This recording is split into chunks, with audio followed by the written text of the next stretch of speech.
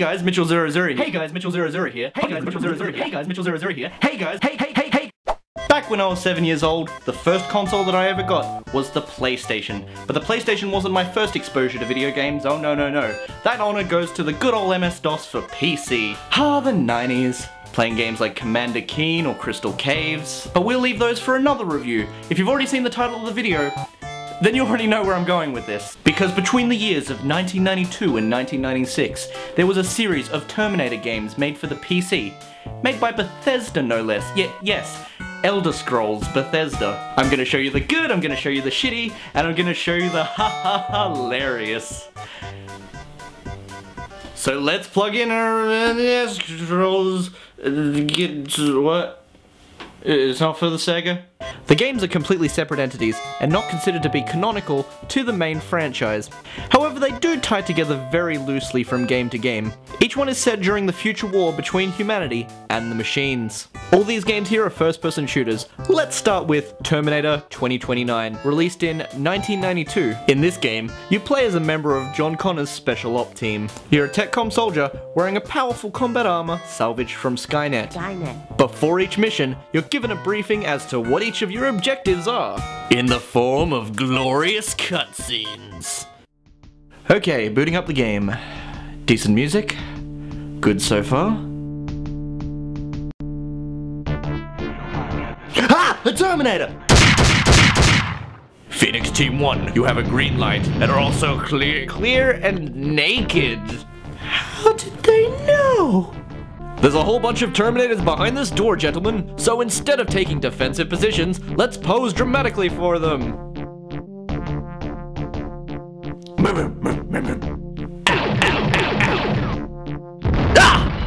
Damn it! Got one of the title shots in my eye! Beautiful. So basically the plot of the game is that your team finds this sweet-ass Boba Fett looking suit, which you, the main character, then get to wear. So wait, they just casually walked it out of there? I ain't even mad. That's impressive. Okay, first things first. Let's name our character. Poopy McThunderpants. But that doesn't even really matter, because your nickname is, get this, Iron Wolf. Pick from the chart the first letter of your first and last names. What did you get? Steel Panther? Metal Bear?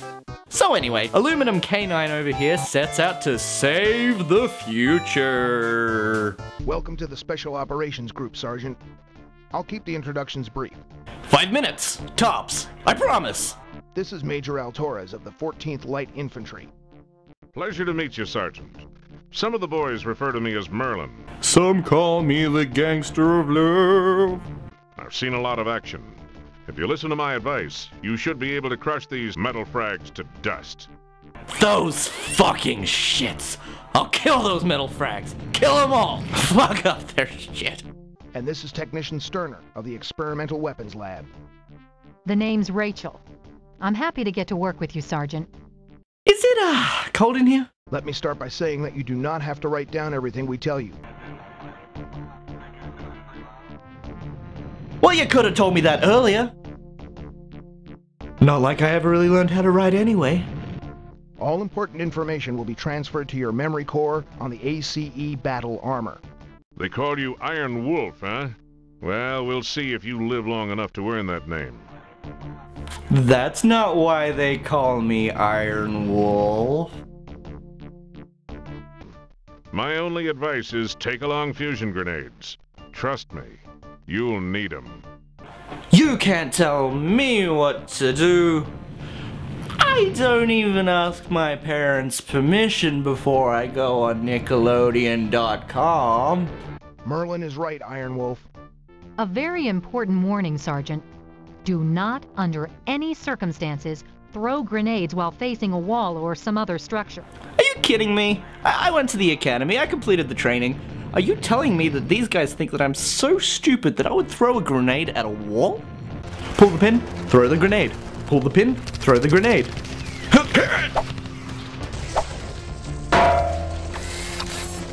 Ha! Ooh.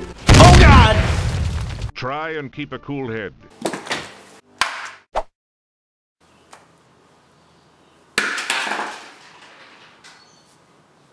Okay. So now we get to the game itself. You navigate from tile to tile like a classic dungeon game, the kind that you saw on early DOS, basically. And unless you have a specific taste for these kinds of games, it's a bit hard to get used to. You got your main view, a map screen, and a view of your health, basically. Combat is painfully simple, and not at all engaging. You just click the mouse button rapidly until the enemy on screen dies before they kill you. You know how people used to criticize the first-person shooter genre for being nothing but pointing and clicking at your enemies until they die? It's pretty much like that. Click, click, click, click, click, click, click, click, click, click. Good for the time, but boring by today's standards. You can't sidestep enemy fire or anything, really. You're pretty much just locked down to this grid. Look at that! Rachel is so exhausted, she's even falling asleep while I'm being briefed. Rude.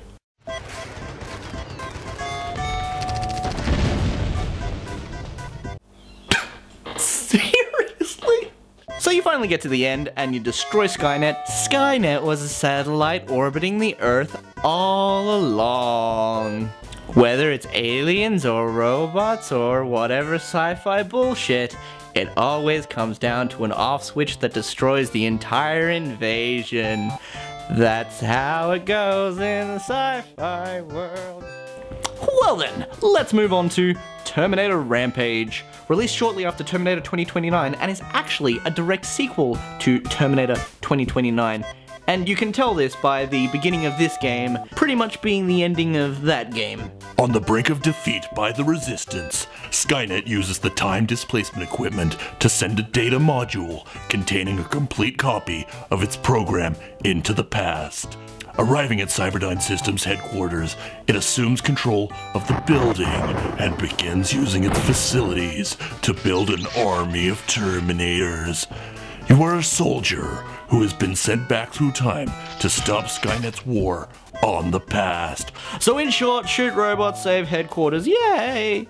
The graphics are pretty decent for its time. I won't knock the graphics, but the gameplay is a whole nother story. Now, this game was released a month before Doom. And Doom essentially revolutionized the first-person shooter. I mean, I can't really give it much crap for that, it was just bad timing, really. But actually, I'd compare the vibe of the game more to Wolfenstein 3D. Loved that game as a kid. This, however, is just a crappy knockoff. Now, first of all, there is not enough ammo in any given level for the amount of enemies present. Considering it is a machine facility, the empty holes make sense, and so do the, polygonal graphics, but do they really need decorations like pictures, a couch for relaxation, bathrooms, a lamp? Don't they have night vision? I mean, what's the purpose of the lamp? Wasn't that a thing at one point? I don't even know.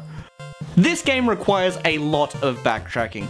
So if you like backtracking, this is the game for you. One of the worst things about this game is how shoddy everything is. I mean, just look at it. Even on the lowest possible settings, the movement and the scrolling end up being incredibly choppy. And keep in mind, we're playing this on hardware that is much more powerful than what was required of this game at the time. And this was already a pretty demanding game when it came to hardware requirements in the 90s. It doesn't just infuriate me, but it's confusing, because this game uses the exact same engine as Elder Scrolls Arena, which, by comparison, is much smoother and much more playable.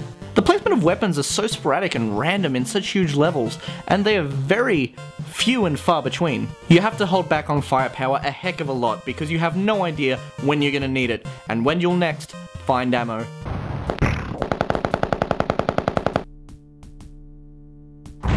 Oh wow! This death scene is horrifying!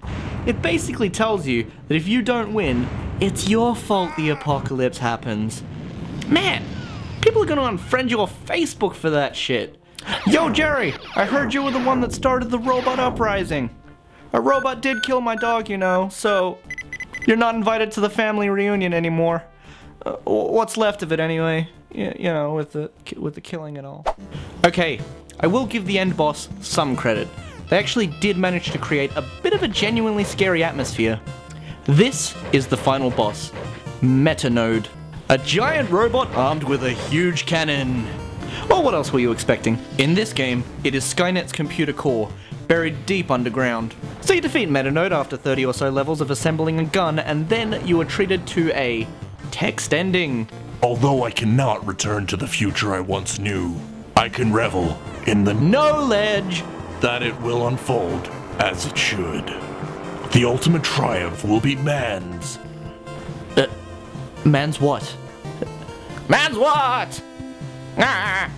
So after Terminator Rampage was Terminator Future Shock, and oh, this game was so good.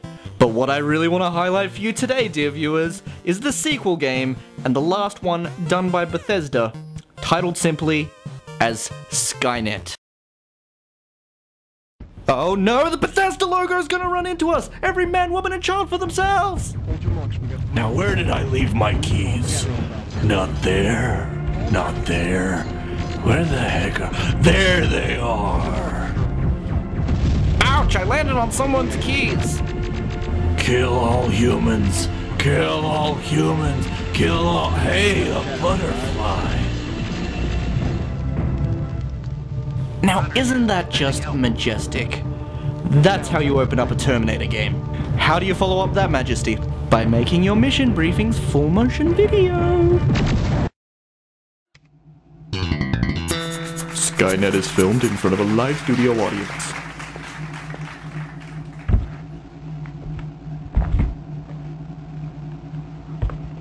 Hey, Major. We heard you had some trouble. Well, you know the score, Reese. We've got nothing but sunshine and palm trees here in L.A. Who could have any trouble? It was bad, Cat? It was a bloodbath. The bots ate us alive. Kachowski and Weaver? They didn't make it.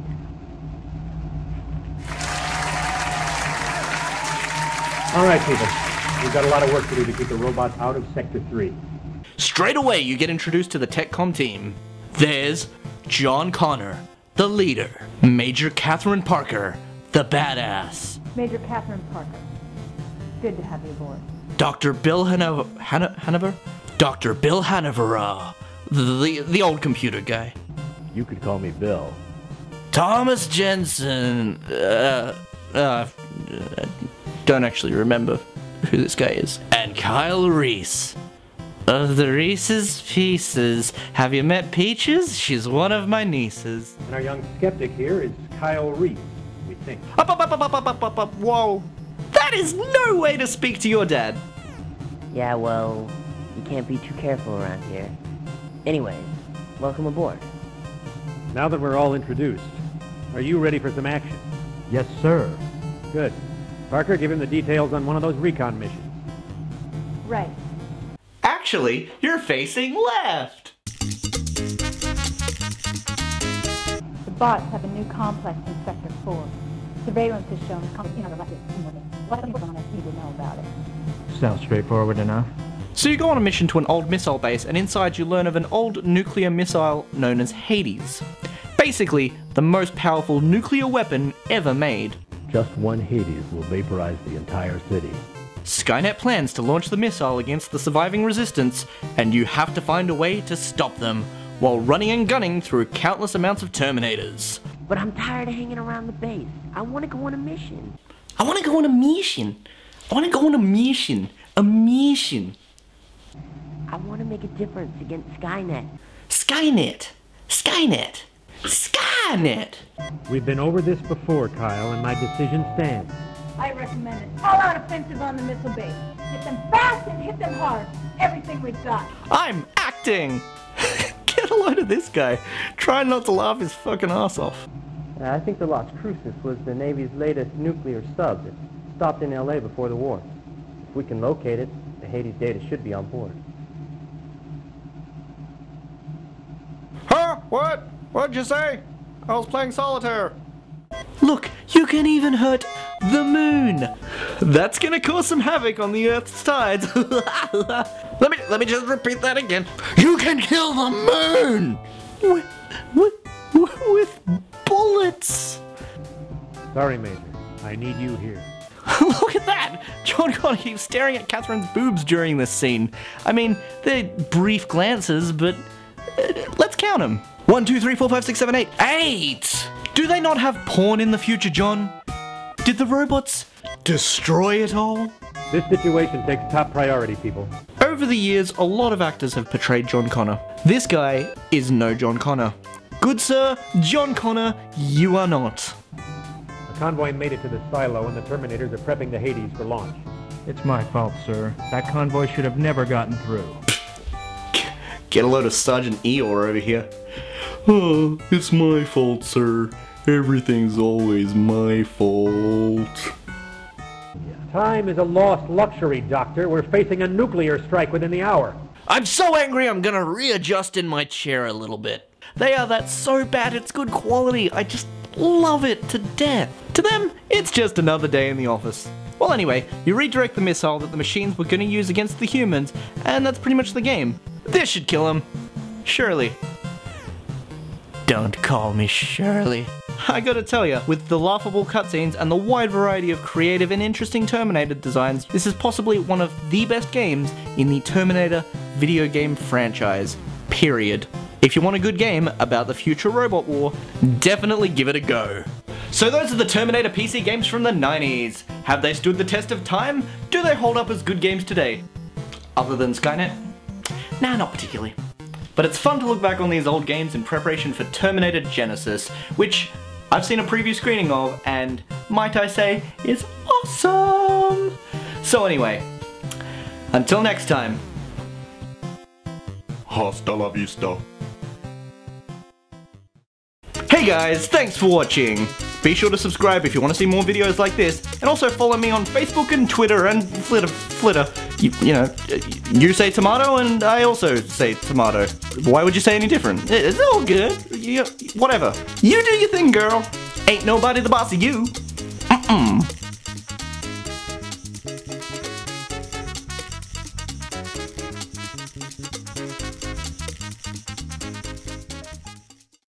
Skynet.